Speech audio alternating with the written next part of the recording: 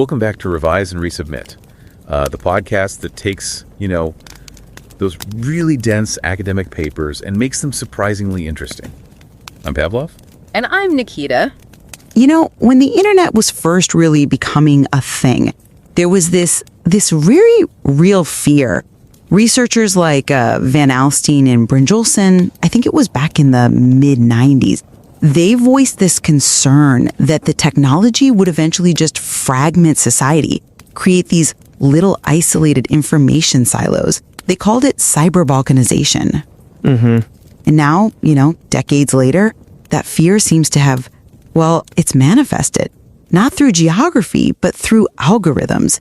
It really feels like personalized content is pushing us all down these very specific ideological rabbit holes. And that exact feeling, that sense of ideological isolation and, the potential for polarization that comes with it, that is the absolute foundation for this really fascinating piece of research we're looking at.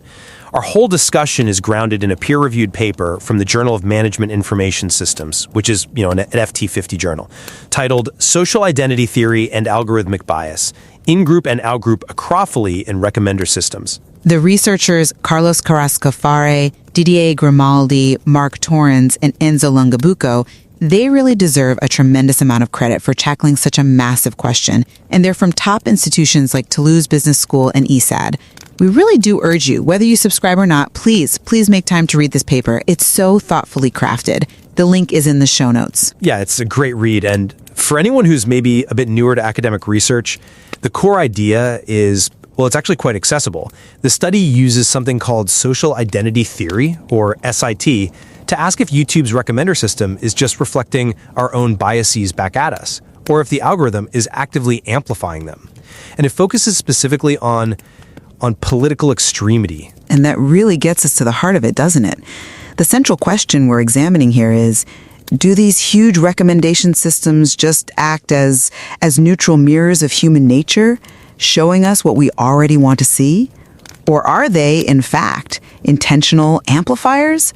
Do they actively structure our biases to maximize polarization, making this thing they call acrophilia a true socio-technical phenomenon?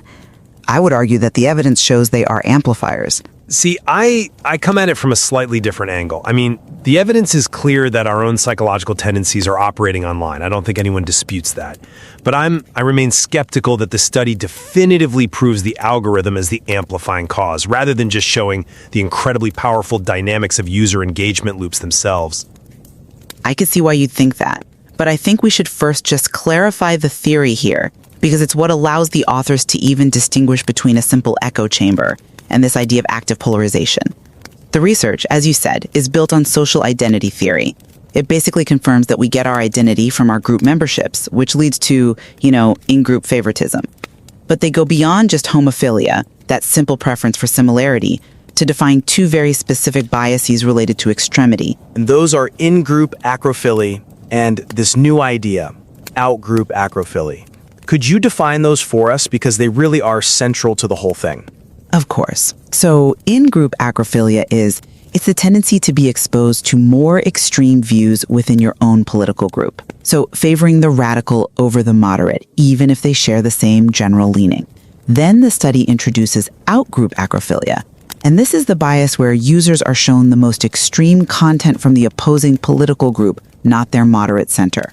The argument is that the system is actively, it's curating antagonism. It reinforces your own views by showing you the absolute worst version of the other side. And that theoretical shift right there, arguing conflict is fueled by curated antagonism, not just isolation, it's pretty profound. And they back it up with a really comprehensive methodology. They analyzed over 300,000 YouTube videos and 1.7 million recommendation links. And crucially, to get around the user's own history, they used what they call clean slate search sessions. They used AWS servers and a random walk algorithm to simulate a totally unbiased user. Right, to try and capture the structural logic of the recommendations themselves. Exactly. And I agree, the methodology it's impressive for getting that kind of input-output analysis. But, even with all that careful data collection, we run right into the black box problem. We can see the output, we see what links are recommended, but we don't have access to the proprietary formulas inside YouTube that are optimizing for watch time and all those other engagement signals. So you're saying we can't fully prove the algorithmic intent? Precisely. There's an inherent difficulty in cleanly separating the algorithmic design choices from the constant feedback loops from users. I mean, think of it this way. Is the algorithm intentionally designed to polarize? Or is it just prioritizing whatever gets the most clicks? And it just so happens that extreme, high-emotion content gets the most clicks. The complexity is isolating why extreme content is chosen over moderate content. That's a powerful distinction, I'll grant you. But I do wonder if we focus too much on intent, if we're missing the forest for the trees. The causality is a challenge, yes, but the systematic output the authors found, it forces us to see that the system is not neutral. It has a structural tilt. A tilt exists, I agree. But we also have to acknowledge the scope here. The results are very robust, but they're restricted to U.S. political content. If we looked at other political systems, maybe in Europe or South America, the media dynamics could be completely different. So we have to be careful about generalizing. Okay, fair enough. But let's look at the statistics that quantify that structural tilt, because the systematic nature of the bias is what really defines the amplification argument for me. The authors used advanced network analysis, specifically exponential random graph models, or ERGM. And what that does essentially is it looks at the web of video links and tells you if certain connections happen way more often than random chance would allow. It proves the bias is systematic. And using ERGM, the proof for in-group acrophily was quite clear, wasn't it? Especially on the conservative side. Absolutely. A statistically significant bias was found for center-right users getting recommendations for extreme right content. The observed number of those links was 756, when the model expected only about 375. The ERGM estimate of 0.61 confirms that structural preference for extremity inside the in-group. And what about the big new finding, the outgroup acrophily? That's where the system seems to be curating that antagonism you mentioned. Well, that finding, I think, fundamentally changes how we should talk about platform polarization. Outgroup acrophily exists for both left and right extremes. The connection from extreme right content recommending extreme left content had an ERGM estimate of 1.10, and from left to right, it was 0.69.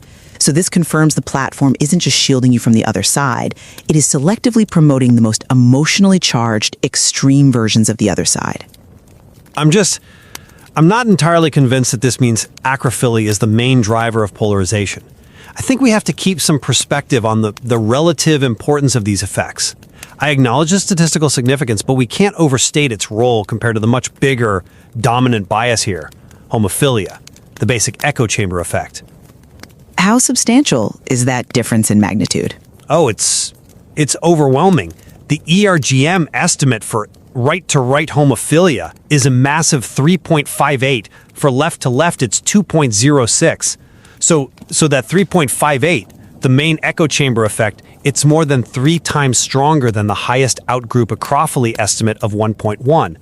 The platform's main goal still seems to be keeping users within their groups. I see why you emphasize that, but let me offer a reframing. The structural presence of acrophily, even if it's smaller, it changes the character of the polarization. That 3.58 value shows users stay in their group, okay? But the 0.61 in-group acrophily shows the algorithm then systematically guides them to the most radical content inside that group. It's amplifying the flavor of the echo chamber, not just building the walls. I can accept that the nature of the polarization is affected, sure. Acrophily is clearly a high engagement sub-pattern within the larger homophily structure. But if the algorithm's main job is retention, and the highest signal for that comes from reinforcing group identity, that 3.58, then the algorithm is still primarily mirroring a user's deep psychological needs. But that brings us to the emotional drivers, which to me strongly suggests active optimization for conflict, not passive mirroring. Let's look at the emotional analysis they did. Using text analysis tools, they found the content being promoted isn't random. It's highly targeted emotionally. Okay, so what were the key emotional signatures they found? For in-group acrophily, that push toward radicalizing yourself, the key drivers were feelings of anger and uncertainty, specifically tied to morals and institutions. So it's content that validates your fear and outrage. And for outgroup acrophily, antagonism mechanism? That's where the evidence for what I'd call affective optimization becomes really compelling. Exposure to extreme left-wing content was driven by emotions like disgust and sadness, and exposure to extreme right-wing content was driven by anger. Which lines up perfectly with other research, doesn't it? We know that moralized outrage and disgust are the most potent emotions for engagement online. And my argument is that this targeted emotional landscape suggests the algorithm is functioning as an affective infrastructure. The system is specifically optimized to manage and maximize our emotional reactions. It's figured out that outrage and disgust, not dialogue, are the best currencies for watch time. It is optimizing for conflict. That's a compelling case that the algorithm is exploiting our psychology. But I still question the causal arrow. I mean, the algorithm is just prioritizing content with the highest engagement.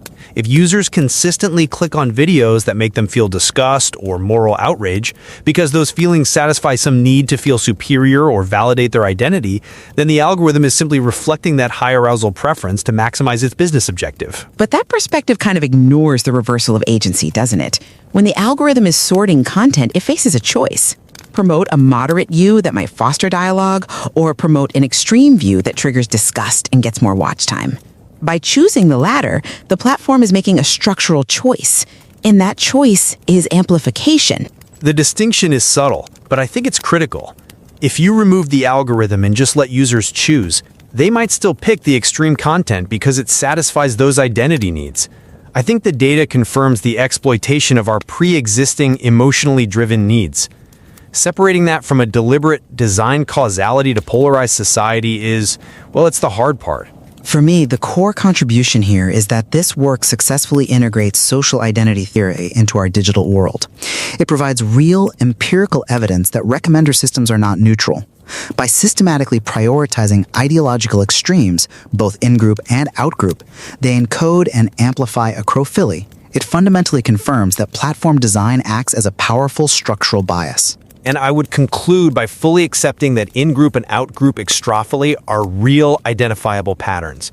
They offer crucial insights for platform designers, for policymakers, for anyone struggling with online extremism. However, we have to keep stressing that the exact degree to which the algorithm causes polarization versus merely exploits our pre-existing tendencies, that remains the ultimate complex question. It's a question that requires us to look both inward at our own psychological biases and outward at the opaque algorithms that shape so much of our digital lives. Yes. Our understanding of how we consume information online is it's governed by these complex interacting forces. And any lasting solution has to address both the human and the technological side of the equation. And don't forget to subscribe to Revise and Resubmit on Spotify and Apple Podcasts. Until next time, keep those minds curious, keep questioning, and keep revising and resubmitting.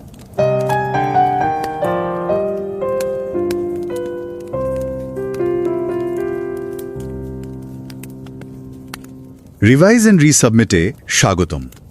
আমি Pavlov. আর আমি নিকিতা। আচ্ছা, একবার ভাবুন তো, YouTube দেখছেন নিজের পছন্দের কোনো ভিডিও, আর হঠাৎ করে রেকমেন্ডেশনে এমন একটা ভিডিও চলে এলো যা আপনার মতের ঠিক উল্টো, আর শুধু উল্টো নয়, একেবারে চরমপন্থী একটা কিছু। দেখে মেজাজটাই খারাপ হয়ে গেল। হ্যাঁ, আর আমাদের মনে হয় এটা বোধহয় একটা ভুল, একটা র্যান্ডম রেকমেন্ডেশন। কিন্তু যদি বলি এটা কোনো ভুল নয়, বরং অ্যালগরিদমের একটা সুচিন্তিত চাল। ঠিক তাই। আর এটা কোনো কল্পনা নয়, এটা একটা অসাধারণ গবেষণার মূল সিদ্ধান্ত। আমরা আজ যে বিষয়টা নিয়ে কথা বলছি তার ভিত্তি হলো জার্নাল অফ ম্যানেজমেন্ট ইনফরমেশন সিস্টেমসে প্রকাশিত একটি গবেষণাপত্র। এটা তো FT50 তালিকাভুক্ত একটা জার্নাল, তাই না? মানে একাডেমিক জগতে এর সম্মান অনেক। একদম, বিশ্বের প্রথম সারির 50টা বিজনেস জার্নালের একটা। আর গবেষণাপত্রটির শিরোনামটাও বেশ লম্বা, social identity theory and algorithmic bias in group and outgroup acrophily in recommender systems. এর লেখকরা হলেন তুলুজ বিজনেস স্কুলের Carlos Carrasco Farre, Polytechnic University of ক্যাটালোনিয়ার ডিডিয়ের গ্রিমালডি, ইএসআদে বিজনেস স্কুলের মার্ক টরেন্স এবং সিডি4 বিজনেসের এনজো লঙ্গোবুকো। আমাদের শ্রোতাদের কাছে একটা অনুরোধ থাকবে, চ্যানেলে সাবস্ক্রাইব করা বা না করাটা বড় কথা নয়, কিন্তু এই যে একটা গভীর আর খুব কঠোরভাবে পিয়ার রিভিউ হওয়া গবেষণাপত্র, এটা পড়ার জন্য একটু সময় বের করলে খুব ভালো হয়। লিঙ্কটা শো নোটসে দেওয়া আছে। আর আজ আমাদের লক্ষ্য হলো এই গবেষণাপত্রটাকে এমনভাবে বিশ্লেষণ করা যেন যারা একাডেমিক গবেষণার জগতে নতুন তারাও এর ভেতরের যাত্রাপথটা সহজে বুঝতে পারেন। চলুন তাহলে একদম গোড়া থেকে শুরু করি। এতদিন তো আমরা অনলাইন ইকো চেম্বার বা ফিল্টার বাবল নিয়ে চিন্তিত ছিলাম। হ্যাঁ, মানে অ্যালগোরিদম আমাদের শুধু সেই জিনিসগুলোই দেখায় যেগুলোর সঙ্গে আমরা একমত। ঠিক, একটা আয়নার মতো আর কি। কিন্তু এই গবেষকরা বলছেন গল্পটা তার চেয়ে অনেক বেশি জটিল। একদম। তারা এই ব্যাপারটা বুঝতে চেয়েছেন সোশ্যাল আইডেন্টিটি থিওরির চশমা দিয়ে। সামাজিক পরিচয় তত্ত্ব। তত্ত্বটা খুব সহজ। আমরা সামাজিক জীব হিসেবে নিজেদের পরিচয় তৈরি করি বিভিন্ন গোষ্ঠীর মাধ্যমে, যেমন রাজনৈতিক দল বা সামাজিক শ্রেণী, এইসব। আর এই আমরা বনাম ওরা বা আস ভার্সেস দেম ধারণা থেকেই আমাদের আচরণ প্রভাবিত হয়। ঠিক। গবেষকরা দেখতে চেয়েছেন ইউটিউবের মতো প্ল্যাটফর্মের রেকমেন্ডার সিস্টেম কি আমাদের এই প্রবণতাকে আরও বাড়িয়ে দিচ্ছে। তারা দুটো নতুন ধারণা পরীক্ষা করেছেন। প্রথমটা হলো ইনগ্রুপ অ্যাক্রোফিলি। নামটা একটু খটমটে লাগছে। হ্যাঁ, ইনগ্রুপ অ্যাক্রোফিলি এর মানে হলো আপনি যদি কোনো একটি নির্দিষ্ট রাজনৈতিক মতাদর্শের হন, তবে অ্যালগরিদম আপনাকে সেই মতের মধ্যপন্থী কন্টেন্টের বদলে সবচেয়ে চরমপন্থী বা এক্সট্রিম কন্টেন্ট দেখানোর দিকে ঝুঁকবে। একটা উদাহরণ দেয়া যাক। ধরুন একজন মধ্য ডানপন্থী দর্শক। হ্যাঁ, তাকে চরম ডানপন্থী ভিডিও সুপারিশ করা হবে। মানে তাকে তার নিজের দলেরই সবচেয়ে উগ্র রূপটার সাথে পরিচয় করিয়ে দেওয়া হচ্ছে। কিন্তু দ্বিতীয় ধারণাটা, মানে আউটগ্রুপ অ্যাক্রোফিলি, ওইটা তো আরও চমকপ্রদ।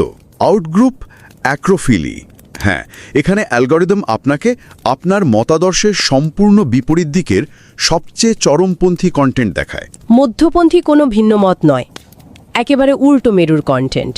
ঠিক।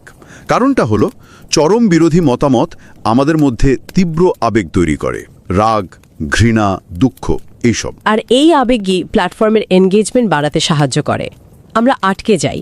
একদম। তাহলে তাদের গবেষণার মূল প্রশ্নটা ছিল ইউটিউবের রেকমেন্ডার সিস্টেম কি এই ইনগ্রুপ এবং আউটগ্রুপ অ্যাক্রোফিলিকে বাড়িয়ে তোলে? আর যদি তোলে, তবে কোন ধরনের আবেগ বা বিষয়বস্তু এর পেছনে কাজ করে? এই প্রশ্নের উত্তর খোঁজার পদ্ধতিটাই একজন নতুন গবেষকের জন্য সবচেয়ে শিক্ষণীয় হতে পারে। তারা ইউটিউবকে তাদের গবেষণা ক্ষেত্র হিসেবে বেছে নিয়েছিলেন। কারণটা তো বোঝাই যায়, বিশ্বের বৃহত্তম ভিডিও প্ল্যাটফর্ম। আর এর 70% ট্রাফিক আসে রেকমেন্ডেশন থেকে, যা অনেকটা ব্ল্যাক বক্সের মতো কাজ করে। ভেতরে কি হচ্ছে বোঝা মুশকিল। তথ্য সংগ্রহের জন্য তারা একটা দারুণ পদ্ধতি ব্যবহার করেছেন। হ্যাঁ, প্রথমে গুগল ট্রেন্ডস ব্যবহার করে আমেরিকার সেই সময়ের সবচেয়ে আলোচিত রাজনৈতিক বিষয় আর ব্যক্তিত্বদের একটা তালিকা তৈরি করা হয়। যেমন Donald Trump, climate change, immigration, এই ধরনের টপিক। এরপর একটা পাইথন স্ক্রিপ্ট দিয়ে কোনো ব্যক্তিগত অ্যাকাউন্ট ছাড়াই, মানে কুকিজ বা ব্রাউজিং হিস্ট্রি যাতে প্রভাব ফেলতে না পারে, একেবারে একটা ফ্রেশ স্লেট থেকে আর একদম প্রতিটি সার্চ টার্মের জন্য ভিডিও সংগ্রহ করা হয়। পদ্ধতিটা ছিল স্নোবল স্যাম্পলিং এর মতো। স্নোবল স্যাম্পলিং মানে একটা সূত্র ধরে আরেকটা খুঁজে বের করা। ঠিক তাই। প্রতিটি সার্চের প্রথম 5টা ফলাফলের জন্য 5টা করে রেকমেন্ডেড ভিডিও সংগ্রহ করা হয়, আর এই প্রক্রিয়াটা 5টি স্তর পর্যন্ত চলতে থাকে। ভাবা যায়, সব মিলিয়ে 3 লক্ষের বেশি ভিডিও আর 17 লক্ষের বেশি রেকমেন্ডেশন লিঙ্ক। অমচমনান বেটা, বিশাল। কিন্তু আসল চ্যালেঞ্জ তো এরপরে। কোন ভিডিও কোন রাজনৈতিক মতের তা বুঝবেন কিভাবে? এটা তো খুব কঠিন একটা কাজ। এটাই ছিল সবচেয়ে বড় চ্যালেঞ্জ। তারা একটা বহুস্তরীয় পদ্ধতি ব্যবহার করেছেন। প্রথমে ভিডিও ট্রান্সক্রিপ্ট সংগ্রহ করা হয়। মানে ভিডিওতে যা বলা হচ্ছে সেটাকে টেক্সটে কনভার্ট করা হয়। হ্যাঁ, এরপর মিডিয়া বায়াস ফ্যাক্ট চেক এবং অল সাইডসের মতো প্ল্যাটফর্ম থেকে চ্যানেলগুলোর রাজনৈতিক মতাদর্শ চিহ্নিত করা হয়, মানে কোনটা বাম কোনটা ডান। কিন্তু সব তো আর প্রতিষ্ঠিত নিউজ চ্যানেল নয়। কেইন ইউটিউবারদের ক্ষেত্রে কি করা হলো? চমৎকার প্রশ্ন। এখানেই আসল কাজটা হয়েছে। তারা একটা মেশিন লার্নিং মডেল তৈরি করেন। যে চ্যানেলগুলোর পরিচয় জানা ছিল সেগুলোর ভিডিওর ভাষা, আবেগ, বিষয়বস্তু, এগুলোর ওপর ভিত্তি করে মডেলটাকে শেখানো হয়। মানে মডেলটা ভাষা দেখেই রাজনৈতিক মতাদর্শ বুঝতে শিখে যায়। একদম। আর মডেলটি 85% নির্ভুলতার সাথে কাজ করেছে। এরপর এই মডেল ব্যবহার করে বাকি লক্ষ লক্ষ ভিডিওকেও শ্রেণীবদ্ধ করা হয়। ওয়াও, তার মানে তাদের হাতে একটা বিশাল নেটওয়ার্ক ম্যাপ তৈরি হয়ে গেল। হ্যাঁ, একটা রেকমেন্ডেশন নেটওয়ার্ক। যদি ক ভিডিও দেখার পর খ ভিডিও রেকমেন্ড করা হয়, তাহলে ক থেকে খয়ের দিকে একটা সংযোগ তৈরি হয়। কিন্তু এই যে সংযোগগুলো তৈরি হলো, এটা কি স্বাভাবিক, নাকি অ্যালগরিদম সত্যিই কোনো একদিকে পক্ষপাত দুষ্ট? এটা বোঝার জন্যই তারা একটা নাল মডেল ব্যবহার করেছেন। নাল মডেল এটা কি জিনিস? সহজ ভাষায় বলি, ধরুন ইউটিউবে যদি ডানপন্থী ভিডিওর সংখ্যা এমনিতেই বেশি থাকে, তাহলে তো স্বাভাবিকভাবেই ডানপন্থী ভিডিও রেকমেন্ডেশন বেশি আসার কথা। ঠিক। নাল মডেল এই স্বাভাবিক সম্ভাবনাকে মাথায় রেখে 1000টি কৃত্রিম বা র্যান্ডম নেটওয়ার্ক তৈরি করে। মানে কোনো পক্ষপাত ছাড়া সিস্টেমটা কেমন হতো সেটার একটা সিমুলেশন। একদম। এরপর আসল নেটওয়ার্কের সঙ্গে সেগুলোর তুলনা করা হয়। যদি আসল নেটওয়ার্কের ফলাফল এই র্যান্ডম নেটওয়ার্কগুলোর চেয়ে অনেক আলাদা হয়, তার মানে ফলাফলটি অর্থপূর্ণ এবং পক্ষপাত দুষ্ট। এটা কোনো সুযোগ চয়নত নয়। ঠিক ধরেছেন। তাহলে ফলাফল কি ছিল? তারা কি অ্যাক্রোফিলির খুঁজে পেয়েছিলেন? হ্যাঁ, তারা দেখেছেন যে ইনগ্রুপ অ্যাক্রোফিলি সত্যি ঘটছে। বিশেষ করে মধ্য ডানপন্থী বা সেন্টার রাইট দর্শকদের প্রত্যাশার চেয়ে অনেক বেশি সংখ্যায় চরম ডানপন্থী বা রাইট ভিডিও সুপারিশ করা হয়েছে। তার মানে অ্যালগরিদম তাদের নিজেদের মতাদর্শের আরও উগ্রতার দিকে ঠেলে দিচ্ছে। ঠিক। কিন্তু মজার বিষয় হলো, মধ্য বামপন্থী বা সেন্টার লেফট দর্শকদের ক্ষেত্রে এর উল্টোটা দেখা গেছে। উল্টোটা মানে? তাদের কম সংখ্যায় চরম বামপন্থী বা লেফট ভিডিও দেখানো হয়েছে, যা প্রত্যাশিত ছিল তার থেকেও কম। এটা তো অদ্ভুত। মানে ডানপন্থীদের জন্য একরকম নিয়ম আর বামপন্থীদের জন্য আরেক রকম। অনেকটা সেরকমই, একটা অপ্রতিসাম্য বা অ্যাসিমেট্রি কাজ করছে। আর আউটগ্রুপ অ্যাক্রোফিলির কি খবর, যেটা আমাদের বিরোধী মত দেখায়? সেটার প্রমাণ আরও জোরালো। বামপন্থী এবং ডানপন্থী উভয় চরমের দর্শকদেরই উল্লেখযোগ্যভাবে তাদের বিপরীত চরমের ভিডিও দেখানো হয়েছে। মানে বামপন্থী ভিডিও ডানপন্থীদের এবং ডানপন্থী ভিডিও বামপন্থীদের সুপারিশ করা হয়েছে, যা স্বাভাবিকের চেয়ে অনেক অনেক বেশি। তার মানে অ্যালগরিদম আমাদের শুধু আরাম দিচ্ছে না, আমাদের রাগিও দিচ্ছে। ঠিক। আর এই রাগ, এই উত্তেজনা, এটাই তো এঙ্গেজমেন্ট। এবার তাহলে সেই প্রশ্নটায় আসি, এর পেছনের চালিকা শক্তি কি? কোন আবেগ বা বিষয়গুলো এই পক্ষপাতকে উস্কে দিচ্ছে? গবেষণায় দেখা গেছে ডানপন্থী ইনগ্রুপ অ্যাক্রোফিলি এর পেছনে কাজ করে রাগ বা অ্যাঙ্গার, রাগ এবং অনিশ্চয়তা বা আনসার্টেনিটি সম্পর্কিত কন্টেন্ট, বিশেষ করে যা নৈতিকতা এবং প্রাতিষ্ঠানিক বিষয় নিয়ে তৈরি। আর আউটগ্রুপ অ্যাক্রোফিলির ক্ষেত্রে যখন আমাকে আমার বিরোধী পক্ষের ভিডিও দেখানো হচ্ছে, সেখানে বিষয়টি আরও জটিল। যখন কোনো ডানপন্থী দর্শকের কাছে একটি চরম বামপন্থী ভিডিও সুপারিশ করা হয়, তখন সেই ডানপন্থী কন্টেন্টের মধ্যে থাকা রাগ একটা বড় ভূমিকা পালন করে। মানে রাগান্বিত অবস্থায় একজন ডানপন্থী দর্শককে তার বিরোধী শিবিরের ভিডিও দেখালে তার এঙ্গেজ করার সম্ভাবনা বেড়ে যায়। হ্যাঁ, আর অন্যদিকে যখন কোনো বামপন্থী দর্শকের কাছে চরম ডানপন্থী ভিডিও আসে, তখন সেই বামপন্থী কন্টেন্টের মধ্যে থাকা ঘৃণা বা ডিসগাস্ট এবং দুঃখ বা স্যাডনেসের মতো আবেগগুলো চালিকা শক্তি হিসেবে কাজ করে। বিশেষ করে সংস্কৃতি, পরিবেশ এবং মূল্যবোধ সম্পর্কিত বিষয়ে। ঠিক। তার মানে অ্যালগরিদম শুধু আমাদের পছন্দকেই গুরুত্ব দিচ্ছে না, বরং আমাদের আবেগকেও ব্যবহার করে এঙ্গেজমেন্ট তৈরি করছে। এটা ইকো চেম্বারের ধারণার চেয়েও জটিল এবং সম্ভবত আরও বিপজ্জনক। ঠিক তাই। এই গবেষণার সবচেয়ে বড় অবদান হলো এটা দেখানো যে রাজনৈতিক মেরুকরণ শুধু সমমানাদের মধ্যে আবদ্ধ থাকার কারণে হয় না, বরং বিপরীত পক্ষের একটি বিকৃত এবং চরম রূপ আমাদের সামনে তুলে ধরার ফলেও হয়। একদম। এটি আমাদের মধ্যে আমরা বনাম ওরা বিভেদকে আরও শক্তিশালী করে। আজকের আলোচনা থেকে সবচেয়ে গুরুত্বপূর্ণ যে বিষয়টি উঠে আসছে তা হলো, অ্যালগরিদম শুধু আমাদের পছন্দের জিনিসই দেখাচ্ছে না, মাঝে মাঝে আমাদের সবচেয়ে অপছন্দের জিনিসের চরম রূপটি দেখাচ্ছে। আর উদ্দেশ্য একটাই, আমাদেরকে রাগান্বিত, দুঃখিত বা বিরক্ত রেখে প্ল্যাটফর্মে আরও বেশি সময় ধরে আটকে রাখা। এই গবেষণা আমাদের একটা গভীর প্রশ্ন নিয়ে ভাবতে বাধ্য করে। যদি অ্যালগরিদম শুধু আমরা কি দেখছি তাই নয়, বরং অন্যদের সম্পর্কে আমরা কেমন অনুভব করছি সেটাও নিয়ন্ত্রণ করে, তাহলে এই চক্র ভাঙার জন্য আমাদের ব্যক্তিগত দায়িত্ব কি? এই আবেগগত ফাঁদগুলো সম্পর্কে জেনে আমরা কি ভবিষ্যতে কন্টেন্ট ব্যবহারের ক্ষেত্রে আরও সচেতন হতে পারি? হয়তো এটাই সবচেয়ে বড় প্রশ্ন। পরের বার যখন ইউটিউবে এমন কিছু দেখব যা মেজাজ খারাপ করে দিচ্ছে, তখন হয়তো নিজেকে এই প্রশ্নটা করা যেতে পারে, আমি কেন এটা দেখছি, এর বদলে অ্যালগরিদম কেন চাইছে আমি এটা দেখি। এই একটা প্রশ্নই হয়তো আমাদের দৃষ্টিভঙ্গি বদলে দেওয়ার জন্য যথেষ্ট।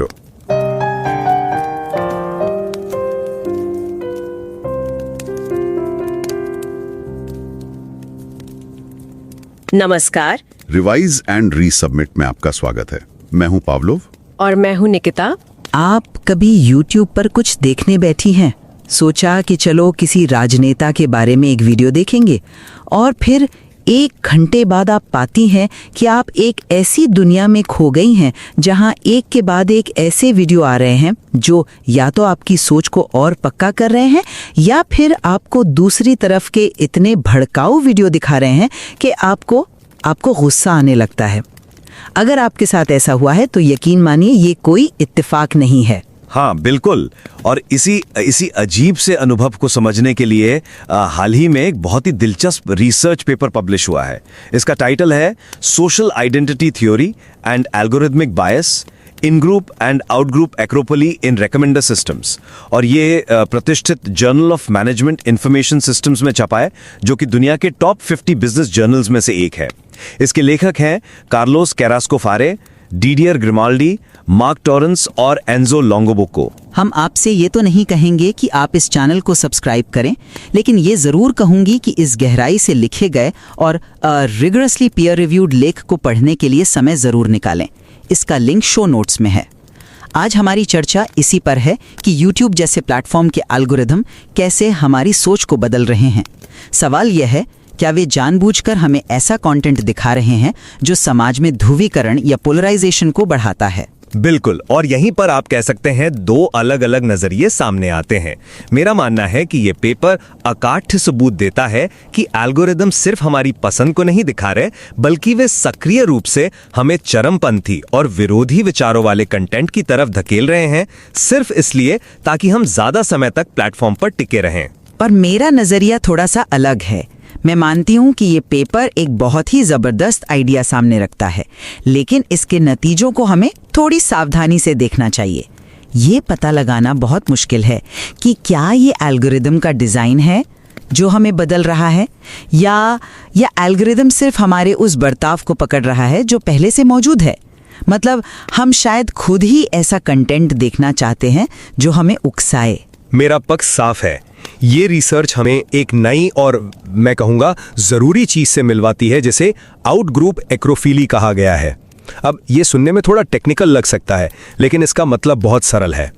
हम सब ने इको चैम्बर के बारे में सुना है, जहाँ हमें बस अपनी ही आवाज़ सुनाई देती है। लेकिन ये रिसर्च कहती है कि असली खतरा इको चैम्बर नहीं है।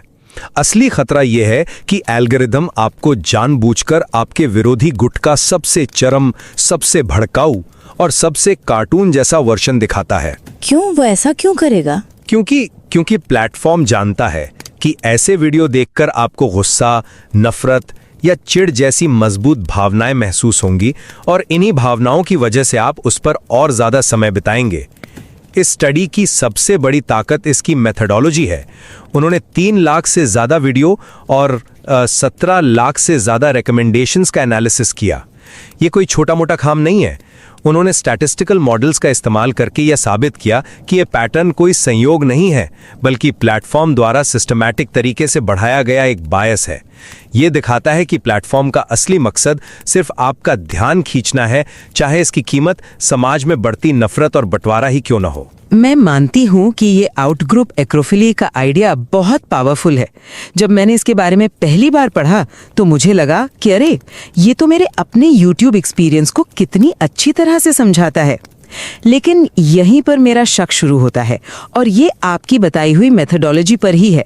देखिए, ये पूरा एनालिसिस इस बात पर टिका है कि 3 लाख से ज्यादा वीडियो को उनकी पॉलिटिकल आइडियोलॉजी के आधार पर लेफ्ट, सेंटर, राइट सही ढंग से क्लासिफाई किया गया हो। इसके लिए रिसर्चर्स ने एक मशीन लर्निंग मॉडल का इस्तेमाल किया जिसकी एक्यूरेसी 85% थी, जो कि इस तरह के टेक्स्ट बेस्ड क्लासिफिकेशन के लिए काफी अच्छी मानी जाती है। अच्छी है, पर परफेक्ट नहीं है। और यहीं पर असली सवाल है, बाकी 15% का क्या? क्या आपको अंदाजा है कि 3 लाख वीडियो का 15% कितना होता है? ये लगभग 45,000 वीडियो हैं। सोचिए, अगर आप एक चुनाव में 15% वोट गलत गिन दें तो नतीजा पूरी तरह बदल सकता है। यहाँ भी वही खतरा है। हजारों वीडियो को गलत लेबल लगाना पूरे नतीजे पर सवाल खड़ा कर सकता है। और दूसरी बात, ये स्टडी कारण और प्रभाव मतलब कॉज एंड इफेक्ट के बीच की धुंधली रेखा को साफ नहीं कर पाती। क्या एल्गोरिदम ध्रुवीकरण पैदा कर रहा है या फिर हम इंसान ही हेट वॉच करने के लिए विरोधी पक्ष का चरम कंटेंट खोजते हैं और एल्गोरिदम केवल हमारी इस मांग को पूरा कर रहा है? ये कहना मुश्किल है कि गलती सिर्फ प्लेटफॉर्म के डिजाइन की है। नहीं, लेकिन देखिए, ये एक जबरदस्त आइडिया है क्योंकि ये ध्रुवीकरण की पूरी कहानी को पलट देता है। हम हमेशा सोचते थे कि हम अपने इको चेम्बर में कैद हैं, कि हमें दूसरे विचार सुनने को ही नहीं मिलते। ये पेपर कहता है नहीं, असली जहर तो तब फैलता है जब एल्गोरिदम्स हमें जानबूझकर दुश्मन के सबसे बुरे, सबसे भड़काऊ चेहरे दिखाता है। और ये सोशल आइडेंटिटी थ्योरी के क्लासिक सिद्धांत से भी जुड़ता है, जो कहती है कि जब हम अपने विरोधी समूह यानी आउट ग्रुप को एक दुश्मन की तरह देखते हैं तो हमारी अपने समूह यानी इन ग्रुप से पहचान और मजबूत हो जाती है।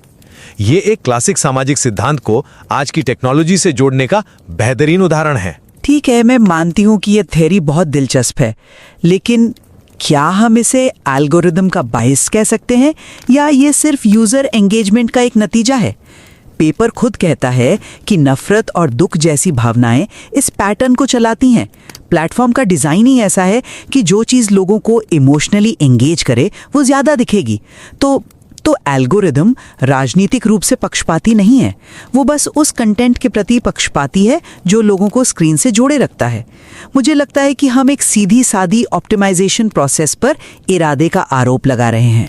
लेकिन इरादे से क्या फर्क पड़ता है अगर नतीजा वही है? अगर एक फैक्ट्री से निकलने वाला धुआं शहर में बीमारी फैला रहा है, तो क्या फैक्ट्री का मालिक ये कहकर बच सकता है कि मेरा इरादा बीमारी फैलाना नहीं था, मैं तो बस अपना सामान बना रहा था?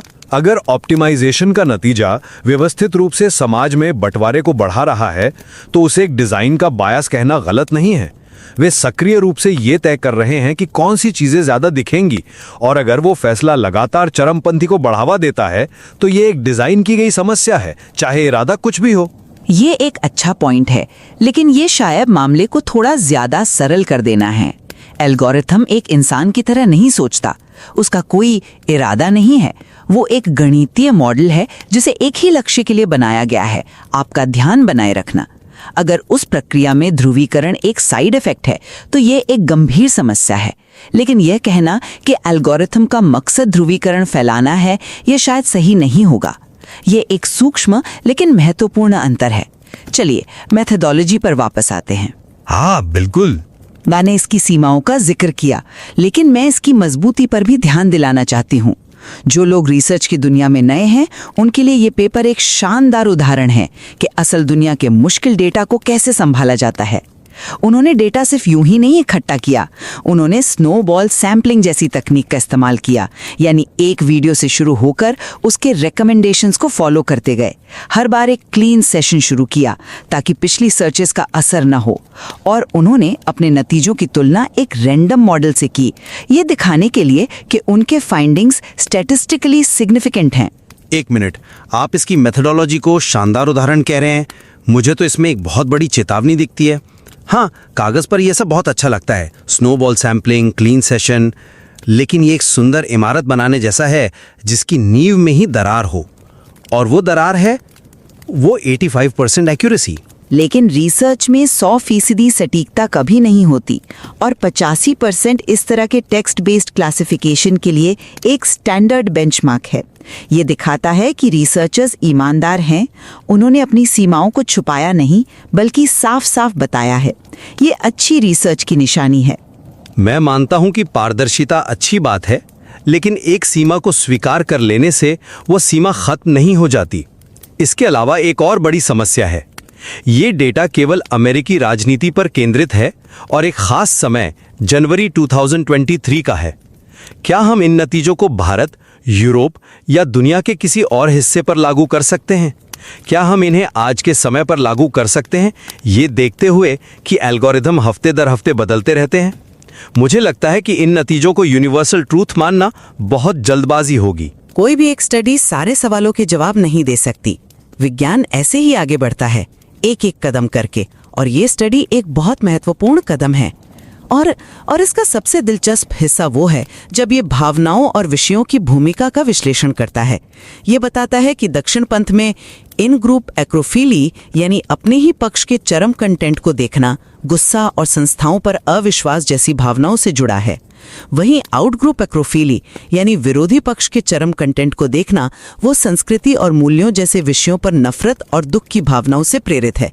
इससे पता चलता है कि एल्गोरिदम ने सीख लिया है कि अलग अलग राजनीतिक समूहों को जोड़े रखने के लिए कौन से इमोशनल बटन्स दबाने हैं। यह बिंदु मजबूत है, लेकिन यह फिर से उपयोगकर्ता की भूमिका पर रोशनी डालता है। अगर कुछ विषयों पर बने वीडियोस ऐसी भावनाएं पैदा करते हैं जिनसे ज्यादा क्लिक्स मिलते हैं, तो एल्गोरिदम उन्हें बढ़ावा देगा ही। ये एक फीडबैक लूप है। ये सामाजिक विज्ञान में क्लासिक चुनौती है।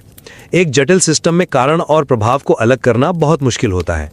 एल्गोरिदम इंसानी भावनाओं का फायदा उठा रहा है या इंसान अपनी भावनात्मक जरूरतों को पूरा करने के लिए एल्गोरिदम का इस्तेमाल कर रहा है? शायद दोनों ही सच हैं। मैं इससे इनकार नहीं कर रही हूँ, लेकिन शक्ति का संतुलन तो देखिए। एक तरफ एक आम इंसान है और दूसरी तरफ दुनिया के सबसे शक्तिशाली एआई में से एक, जिसे हजारों इंजीनियरों ने सिर्फ एक काम के लिए बनाया है, आपका ध्यान खींचना। ये कहना कि दोनों बराबर जिम्मेदार हैं थोड़ा बेमानी लगता है। जब एक सिस्टम लगातार चरमपंथी और विभाजनकारी कंटेंट को प्राथमिकता देता है, तो हमें उस सिस्टम के डिजाइन पर सवाल उठाना ही होगा। आपने एक जरूरी बात कही, लेकिन हमें यह भी ध्यान रखना होगा कि हम एल्गोरिदम को एक इंसान की तरह ना देखें। ये एक मशीन है जो पैटर्न पहचानती है। अगर उसे पता चलता है कि जब भी दो गुटों में लड़ाई होती है तो लोग ज्यादा देर तक देखते हैं, तो वो लड़ाई वाले वीडियो और दिखाएगा। ये नैतिक रूप से सही या गलत नहीं सोच रहा, ये बस अपना काम कर रहा है। समस्या मशीन में नहीं, उस लक्ष्य में है जो हमने उसे दिया है, एंगेजमेंट एट ऑल कॉस्ट। तो संक्षेप में मेरा नज़रिया ये है कि ये पेपर ठोस सबूत पेश करता है कि रिकमेंडेशन सिस्टम्स हमारी पसंद का आईना नहीं हैं। वे सक्रिय एजेंट हैं जो आउटग्रुप एक्रोफिली जैसे तंत्र के माध्यम से हमारी भावनात्मक कमजोरियों का फायदा उठाकर अतिवाद को बढ़ावा देते हैं। प्लेटफॉर्म का ढांचा ही ध्रुवीकरण को बढ़ावा देने के लिए बनाया गया है, भले ही यह उनका घोषित इरादा ना हो। और मैं अपनी बात को ये कहकर समाप्त करूंगा कि ये पेपर एक अमूल्य अवधारणा जरूर पेश करता है, लेकिन हमें इसका सारा दोष एल्गोरिदम के डिजाइन पर मढ़ने से बचना चाहिए। मेथोडोलॉजी की सीमाएं और यूजर के व्यवहार को एल्गोरिदम के प्रभाव से अलग करने की अंतर्निहित कठिनाई ये दर्शाती है कि तस्वीर कहीं ज्यादा जटिल है। ये एक सामाजिक तकनीकी घटना है जिसमें मानव मनोविज्ञान और प्लेटफॉर्म ऑप्टिमाइजेशन दोनों गहराई से उलझे हुए हैं। बिल्कुल, ये अध्ययन कोई अंतिम उत्तर नहीं देता, बल्कि सवालों की एक नई और महत्वपूर्ण दिशा खोलता है। ये दिखाता है कि कैसे पुराने सामाजिक सिद्धांत हमारी डिजिटल दुनिया को समझने में आज भी प्रासंगिक हैं। और इन अलग अलग दृष्टिकोणों को समझना ही इसका असली मूल्य है। ये लेख हमें उस पड़ताल को जारी रखने के लिए एक ठोस आधार देता है, ताकि हम समझ सकें कि टेक्नोलॉजी हमें कैसे बदल रही है। हम सभी को ये लेख पढ़ने और अपने निष्कर्ष खुद निकालने के लिए प्रोत्साहित करते हैं।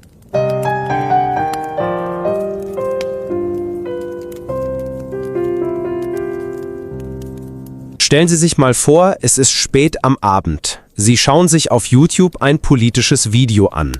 Das Video endet, der Algorithmus schlägt das nächste vor und Sie klicken. Und dann, wieder. Plötzlich ist eine Stunde vergangen und man findet sich in einer Welt von Inhalten wieder, die, weitaus extremer ist als das, womit man angefangen hat. Dieses Gefühl, in so ein Rabbit Hole gezogen zu werden, das ist keine Einbildung. Es ist das Kernphänomen einer wirklich bemerkenswerten Studie, die kürzlich im renommierten Journal of Management Information Systems veröffentlicht wurde, eine der 50 weltweit führenden Fachzeitschriften. Die Arbeit stammt von Carrasco-Farré und Kollegen und wir möchten Sie wirklich ermutigen, sich die Zeit zu nehmen, diesen sorgfältig ausgearbeiteten Artikel selbst zu lesen. Den Link finden Sie in den Shownotes. Für uns stellt sich heute die zentrale Frage, die dieser Artikel aufwirft. Formen diese Empfehlungsalgorithmen unsere politische Wahrnehmung aktiv, indem sie uns gezielt zu den Rändern drängen? Für mich zeigt der Artikel eigentlich ganz klar, Algorithmen sind keine neutralen Spiegel, sondern aktive Architekten unserer Informationsrealität. Ja, aber ich glaube, da muss man vorsichtig sein. Die Studie ist ohne Frage brillant darin, ein Muster zu beschreiben. Das stimmt. Aber ob der Algorithmus dieses Muster wirklich erzeugt oder ob er nur extrem effizient auf die menschliche Psyche, also auf unsere Vorliebe für aufwühlende Inhalte reagiert, das ist für mich die entscheidende offene Frage. Wir sehen hier die Symptome, aber die Ursache könnte genauso gut in uns selbst liegen und eben nicht im Code. Dann wäre der Algorithmus nicht der Täter, sondern halt nur die Tatwaffe. Aber die Art und Weise, wie diese Tatwaffe funktioniert, ist neu und entscheidend. Die Autoren stützen sich da auf die Sozialidentitätstheorie. Wir alle definieren uns ja über unsere Zugehörigkeit, das ist unsere Ingroup, alle anderen sind die Outgroup.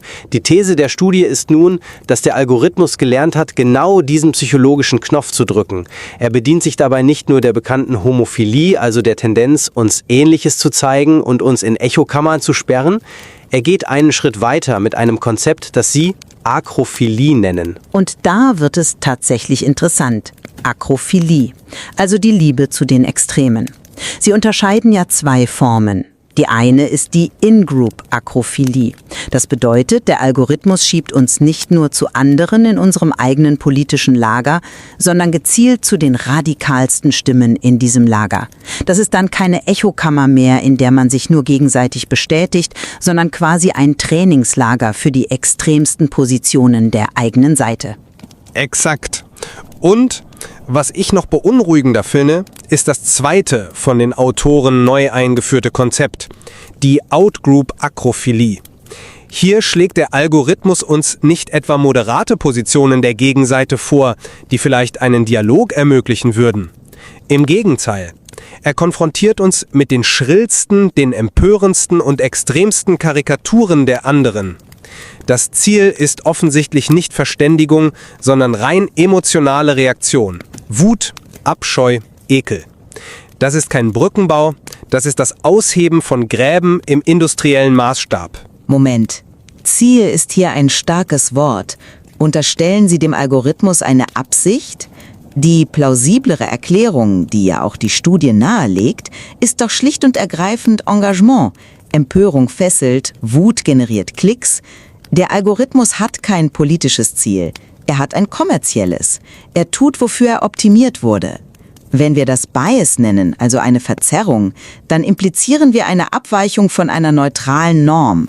Ich bezweifle aber, dass diese Norm in einem auf Profit ausgelegten System je existiert hat.